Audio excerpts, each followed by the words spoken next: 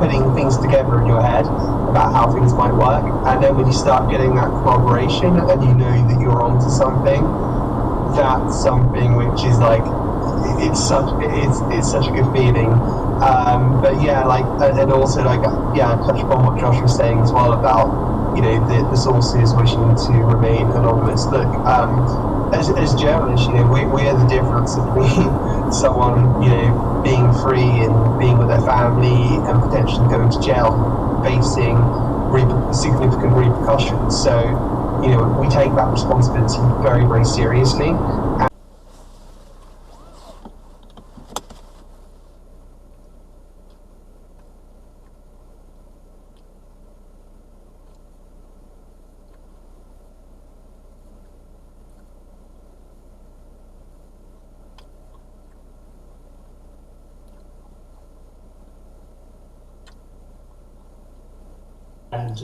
And that's not by any secret knowledge. That's just the word on the street already. And that you have the head of the House Intelligence community or group, and the head of the Armed Services, Republican side, basically squash it. If it's something that doesn't exist, why do you spend so much time trying to make sure that people continue to think it doesn't exist? It's like I said in the SALT meeting, you know, in Manhattan, that Alex Klokas had invited me to, where he asked me, what's the best evidence for whether or not there's UAPs, and what your government is doing about it, and how it's twisting itself into pretzels to find ways not to talk about it. I mean, it's done. I mean, the very fact that they came out against it so harshly is disclosure in and of itself. And I don't think that the people who are doing this realize that there's a lot of people out there like me who really don't like being told no. Right. I'm one of them. You know, when I have a problem that is I keep trying and I'm not getting the answer that I know is there, it's just going to stimulate me to try harder. So, you know, all they've done is infuriate people, so it might not be now. And so, yes, they've put it off for a while, but it's not going to be forever. Yeah, Turn right. It just blows me away. I saw a tweet by 60 Minutes producer Graham Messick. I think he was replying to maybe David Grush's tweet or someone else regarding how this whole thing had been shut down, and his reply was why? So I replied to him and I said, Graham, you have just been handed on a silver platter in 800 meters 60 Minutes episode keep left to investigate exactly who these assholes or however you want to put them shut down. They have sown the field with a million questing vines.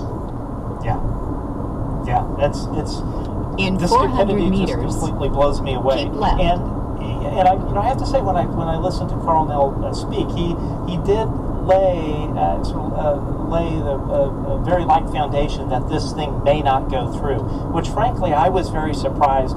I had spoken to someone in the Senate a couple of weeks ago, probably maybe closer to 4 weeks ago, and they were very confident that it was going to go through with very little in terms of changes. So I to be honest, I was caught flat-footed. So with that being said, everyone, I think, feels very... But it was like, I know it's right, so I'm just going to keep doing it. So it gets back to this idea that people need to take this, let's say, rejection and turn it into a motivation to figure out how it is they can continue to push it. And what's going to happen, and I don't think what the people behind the scenes realize is that the frustration that's boiling over, even from people inside, is just going to cause a form of disclosure that is uncontrolled. I mean, what Carl Nell had done, and Carl and I had a good conversation about this, along with Dave at one point, and it was like, look, there's a lot of things that can go wrong if you let this kind of information out in the wrong way. Right. And so what Carl was attempting to do was prepare the instruments of power, prepare the instruments of government and society in a careful way to accept the information more readily, right? And so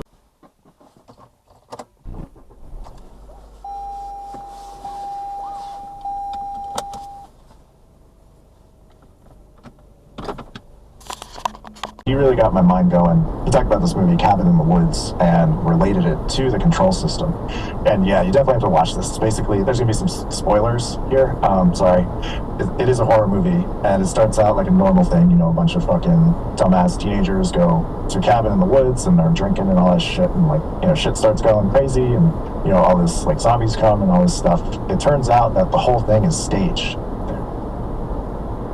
In 1 kilometer, turn left.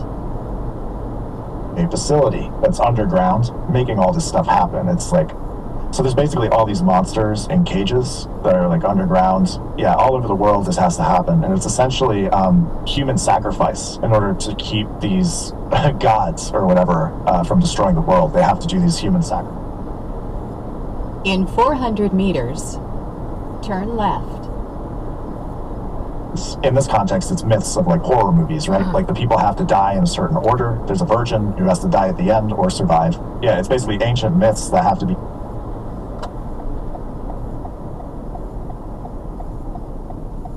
Turn left.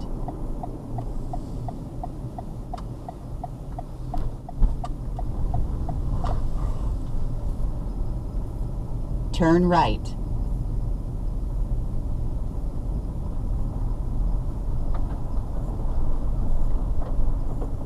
You have reached your destination.